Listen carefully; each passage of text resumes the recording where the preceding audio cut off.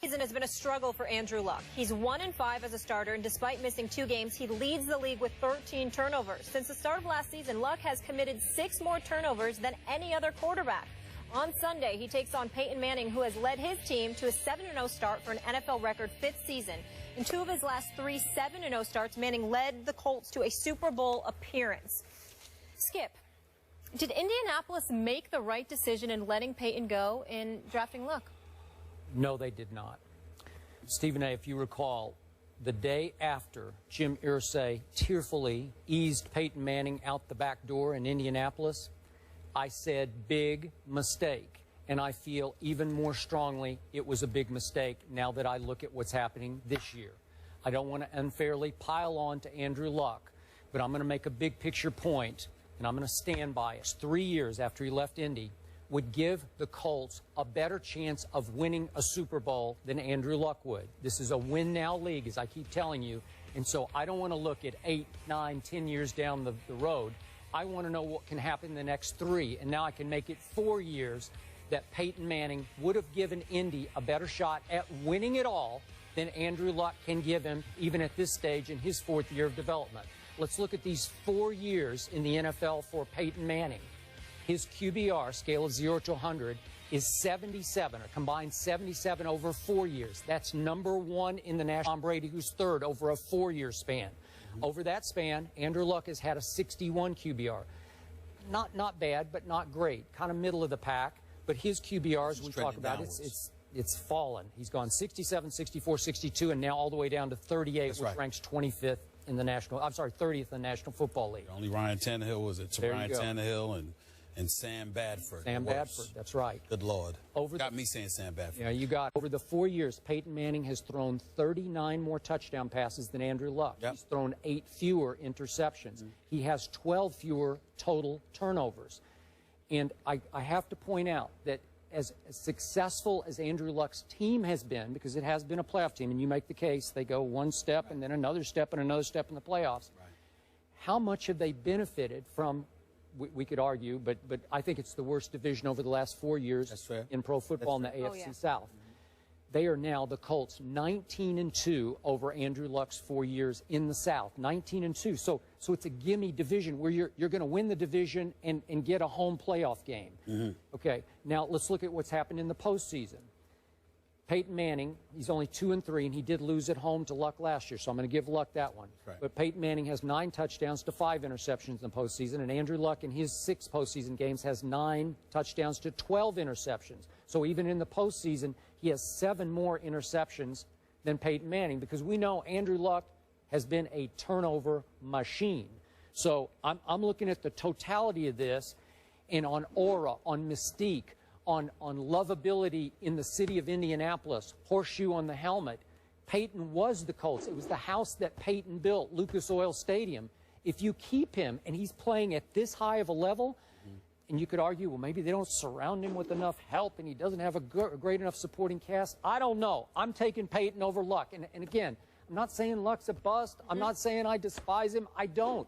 I'm just saying this is the great Peyton Manning who had 3 straight years at MVP kind of level. Certainly last year for about half a year he was at MVP level. And a lot of people, including I think Jim Irsay and the Colts doctors, thought he was pretty much shot after all those neck procedures. What do you have, 3 neck procedures or whatever it was? So again, I didn't think it was that he was shot. I thought Denver made a great choice to go with him over Tim Tebow, obviously, as much as I love Tebow. This is the great Peyton Manning. And I think he has served Denver better than Luck was able to serve the Colts. And obviously he got them to 1 Super Bowl in which they got blown out. I think the thing about it is that in all seriousness, let's be honest about why we're having this discussion.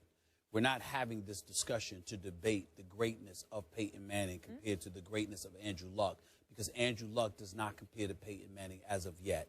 Peyton Manning, obviously omitting 2011 because he didn't play a game due to the neck surgeries and what have you, Peyton Manning is literally in his 17th season in the National Football League. Andrew Luck is in his 4th. That is a 13. If you want to add the year, it's a 14-year. But in terms of playing year, it's a 13-year gap, a 13-year difference. And that's where you and I part ways. Because if you, I know you're talking about it's a win-now league, it's a win-now league. The difference between you and I is that you're sitting there and you're betting the house on Peyton Manning in this 3-4 year period where he's doing his thing. If I'm an owner, if you're an owner, that's what you do. If I'm an owner, I'm thinking about the fact that I got this dude coming out of Stanford that may very well be around for 20 years. And I'm going to go with the 20 instead of the 4 to 5. That's all that's going on here, because Andrew Luck does not compare to Peyton Manning. Now, let's take into account what you're saying. Peyton Manning has played at an MVP caliber year. We understand that throughout his career. He's been in Denver now 3 full seasons. Skip, 2 of those years he didn't win a playoff game.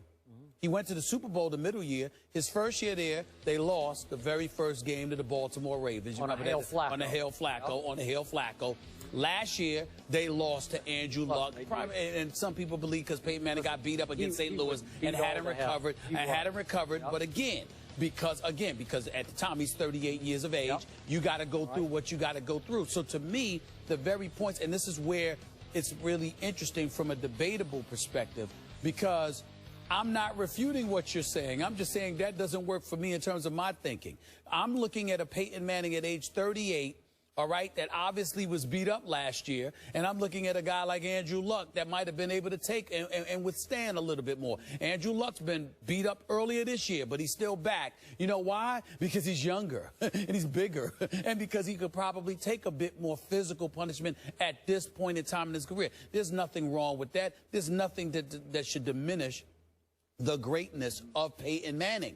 But if I'm Irsay, I'm looking at the future spanning an additional 13 to 15 years. I'm going with that. We are talking about an Andrew Luck that threw 40 touchdowns last year to just 16 interceptions. We are talking about an Andrew Luck who lost his first season in terms of a playoff game in a wild card, but won a divisional playoff game the next year. Went to the AFC Championship game the year after that. So he's actually won more playoff games than Peyton Manning has since he's come into this league. By 1, 3 to 2. I understand that, 3 to 2. Since he went to Denver. That's right. So I'm saying since he went to Denver. So I'm saying to you that over that same time period, he has more playoff victories. Now, he got an easier road to the playoffs than Peyton Manning, and we all know that. But in the same token, he's been productive enough to justify the change in an era that needed to be made. And also keep in mind, it's not like Peyton Manning had the surgeries, came back, played like he played in Denver, and Irsay said goodbye. There were questions as to whether or not Peyton Manning would ever be Peyton Manning again because of health. So if I've got Andrew Luck waiting, and he's younger, and you've got all these prognosticators talking about his potential, which to some degree he has validated, despite the mistakes, there's no question to me that the Indianapolis Colts made the right move, because you have to take into account the time at which they made the move. Again, if Peyton Manning had come and thrown 55 touchdown passes and all that stuff, and then after that, Irsay said, no, I'm going to get away from you, and I'm going to go with the young dude, you got me. But they made that decision fresh off of Peyton Manning's surgery, him sitting out the season, having not played at all, and they had Andrew Luck waiting in the wings. You have to make that call. And I don't see how, honestly, Skip, from a business perspective, I'm not talking about your football-loving self. I'm talking about from a business perspective. I don't understand how you can look at Irsay under those conditions and deem him to have made the wrong decision. Because you're betting, remember, we're not talking about his game. You're talking about his health. You're betting on the health at the time of a 35, 36-year-old quarterback to one coming in at age 20, 21 with all of this potential. I don't know how that's an argument. I really don't. Okay, I want to stress, I first guessed this. I'm not doing 20/20 hindsight. I said it from the start. I'm not going to let go of it. I will support you on that, but you have to be willing to emphasize the word guess. Even though you first guessed it, the operative word is not first. It's a guess. I can't guess at the expense of losing Andrew Luck. I can't do that. Hey, remember, the ESPN reports versus the Indy team reports that were being reported, their doctors' reports, were that our reports were saying independent doctors were clearing Peyton and saying he was going to be okay. I don't bet against proven greatness. And as shaky as Peyton has often been in the postseason, right. I've often questioned his postseason. What is it? I've lost track. 9-11 in the postseason? Yep. Okay? I get that. But if I have a chance with a guy who's so beloved in my city that we might go a little farther with him, I'm not going to bet on Andrew Luck because I didn't love him enough, because I told you I would take RG3 over Luck, and then RG3 got hurt. But you can also, I'm going to give you some ammo here to argue back to me.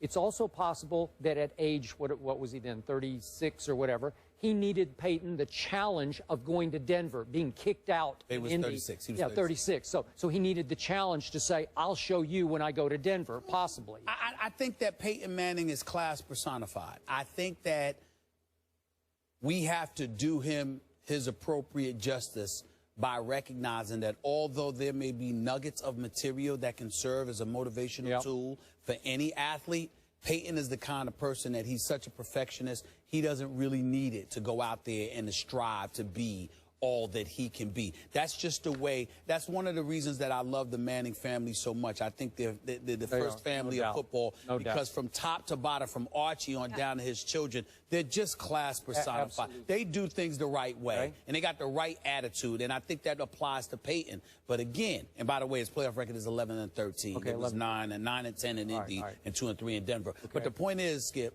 in the end, what it comes down to, again, you're not betting against, I understand your thought, don't bet against greatness. My response to that is, when it comes to one's health, combined with father time, you just don't know. Okay, fine.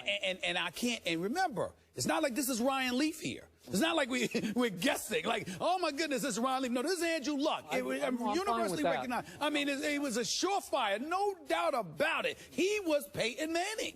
He was like, I won't go that far. No, I'm talking about coming into the league, the way Peyton Manning was projected coming out of Tennessee.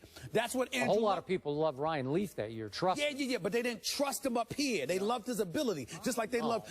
They did. Well, I was all over that draft. No. It was 50-50. You are. But what I'm saying is, and the reason I'm bringing this up is because I recall you saying it. You were talking about everybody was nip and tuck, Ryan Leaf, Peyton Manning.